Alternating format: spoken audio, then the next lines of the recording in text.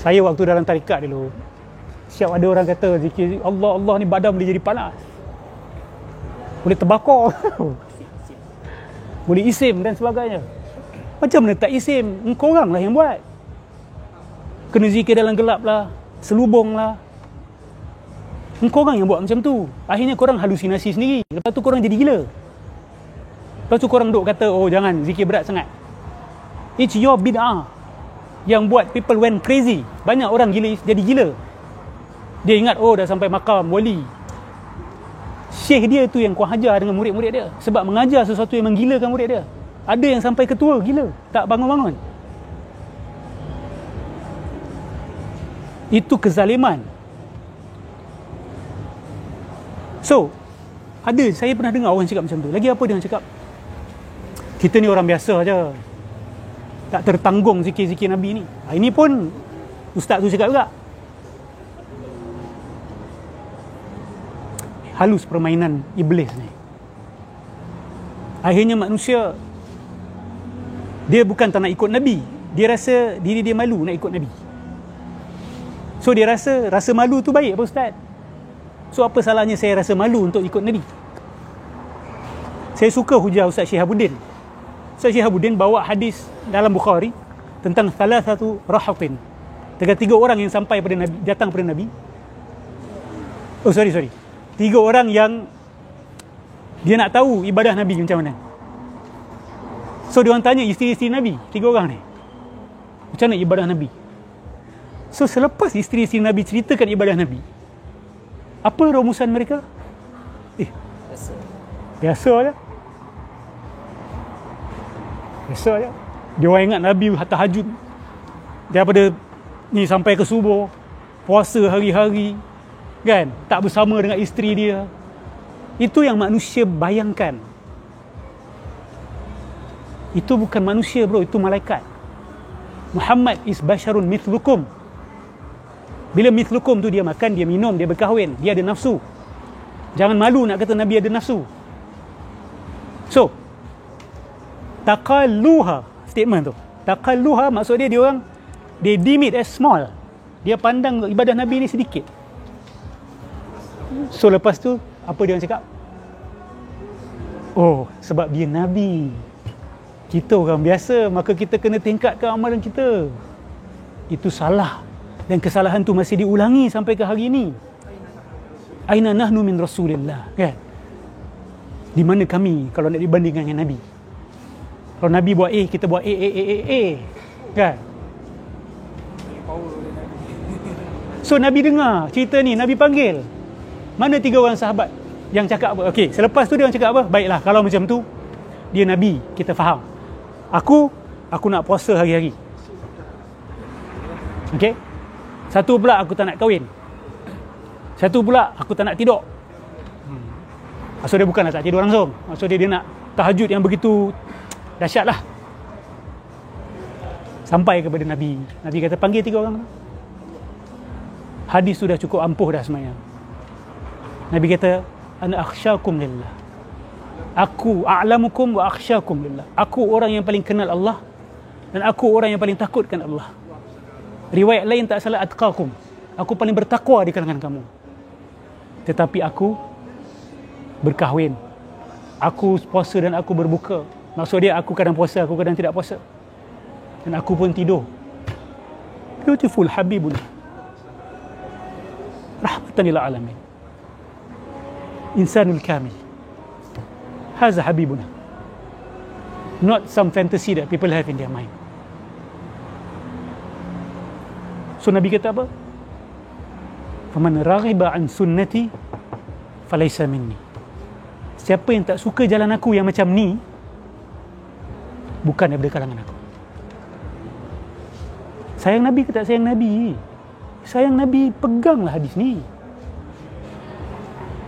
Jangan cakap macam tu. Sunnah Nabi kita boleh buat, sebab Allah hantar Nabi untuk kita, bukan untuk dia. Maksud dia bukan dia cermin diri dia. Untuk kita ikut dia. Kan biasa kita dengar orang kata, Ustaz, tu cerita Nabi Ustaz, kita nak ikut macam mana? Allah dah maksumkan dia kan, Allah lindung dia daripada buat dosa dan sebagainya. Kena faham, Allah lindung Nabi daripada berterusan dalam kesalahan. Itu yang saya faham daripada maksum. Nabi boleh buat silap, tetapi beza Nabi dengan kita, bila Nabi buat salah, Allah cepat-cepat akan betulkan. Cepat-cepatlah, bukan bermaksud Allah in time, jangan salah faham. Allah akan tegur, Allah akan betulkan. Itu maksud ismah. Itu maksud pemeliharaan. Itu Rasul sallallahu alaihi wasallam. Beza dia dengan kita, kita boleh buat dan kemungkinan orang tak tegur-tegur kita. Allah tak turunkan wahyu kata kita salah. Kita boleh buat silap. Nabi boleh buat silap. Dalam Al-Quran kita boleh baca banyak kesilapan Nabi. Ini bukan merendahkan Nabi. Ini memanusiakan Nabi. Innahu basyarun lakal basyari. Bal huwa yaqutatun bainal hajari. Nabi bukan manusia tetapi bukan macam manusia lain. Dia adalah batu permata di kalangan batu-batu biasa. Kita boleh terima. Kita boleh terima. Tapi kalau nak kata dia adalah ada aspek ketuhanan dan ada aspek kemanusiaan pada diri dia, itu dah jadi Trinity. Dan dalam ilmu tasawuf sebahagiannya ada teori itu. Oh, ini Muhammad pada dataran ketuhanan. Oh, ini Muhammad pada dataran kemanusiaan. La ilaha illallah. Muhammad awal, Muhammad akhir, Muhammad zahir, Muhammad batin, Muhammad, Ahmad, Ahad. Dia buat evolusi tu daripada Ahad jadi Ahmad kepada Muhammad. Ahad tu Allah. Ahmad di tengah-tengah antara Allah dengan manusia. Muhammad adalah sisi kemanusiaan. So,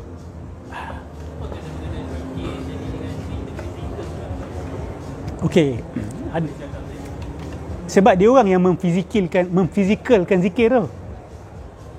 Contoh orang yang zikir dengan lataif, cakra dalam Naqsyabandiyah, dia punya zikir direction tu kepada titik-titik tertentu dalam tubuh kita. Dan dia dakwa bila awak buat zikir tertentu untuk cakra tertentu, cakra tersebut akan terbuka. So dia orang yang memfizikalkan zikir tu.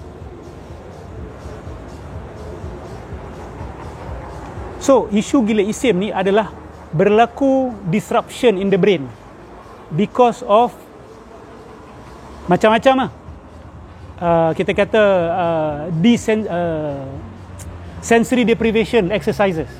Sensory deprivation ni maksud dia, okay, ini sebahagian meditator dia akan buat. Dia akan hentikan segala saluran yang trigger dia punya senses. So dia akan bergelap, so mata tak berfungsi. Dia akan jauh daripada manusia dalam bilik yang tertutup, so telinga dia tak perlu berfungsi. Dia tak akan pakai apa-apa bauan, so hidung dia tidak berfungsi. Dia tidak akan makan apa-apa. Dan dia akan cuba tak bersentuhan dengan apa-apa semampu dia. Maksud dia tak akan zikir pakai selimut lah. Sebab bila selimut tu tersentuh dengan banyak benda. Bila duduk bersila ke apa, awak punya indera tidak activated. So itu dipanggil sensory deprivation.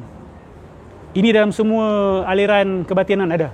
Hindu ke Kristian ke, dia akan buat sensory deprivation. Sesiapa yang buat sensory deprivation terlalu lama, ni boleh apa kita kata, wire boleh putus. You boleh start hallucinating. You can start hallucinating.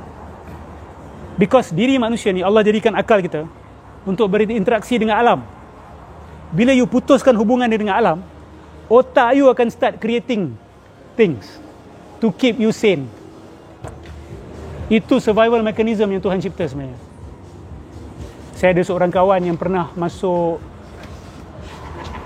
Jadi satu tu Boleh. Lepas ni siapa yang nak, ni session khas lah untuk yang Boleh InsyaAllah.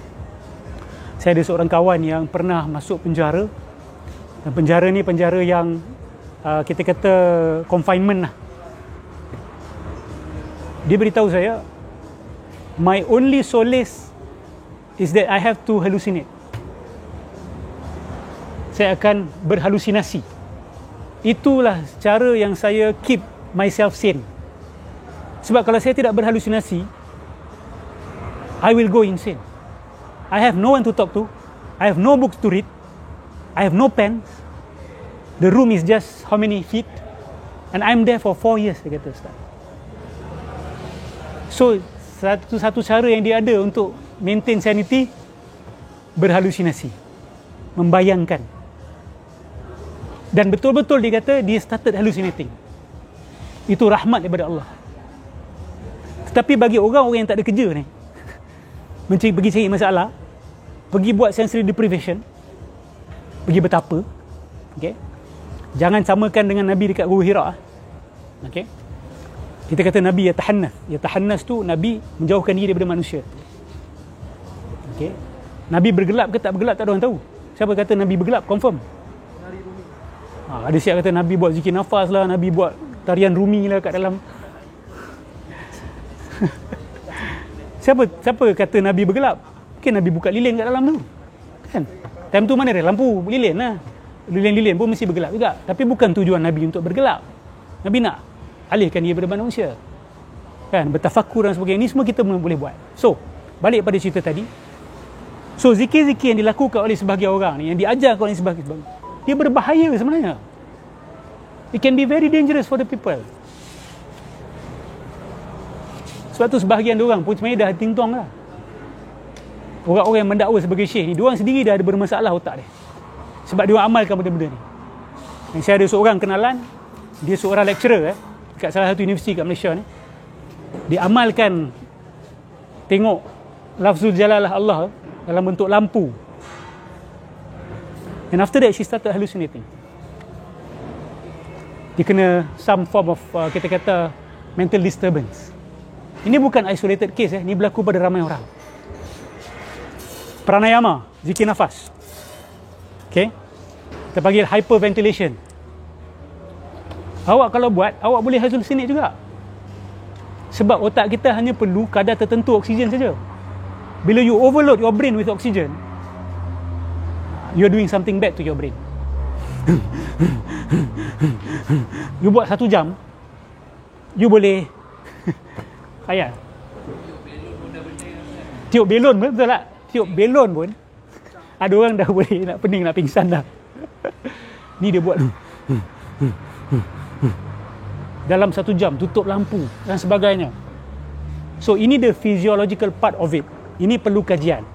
Kita perlu doktor-doktor kita, biologis kita, nutritionist kita ke siapalah yang pakar dalam bidang kesihatan untuk kaji apa kesan amalan-amalan kerohanian ini kepada kesihatan mental seseorang. Okey, so saya jemput, kita buat kajian.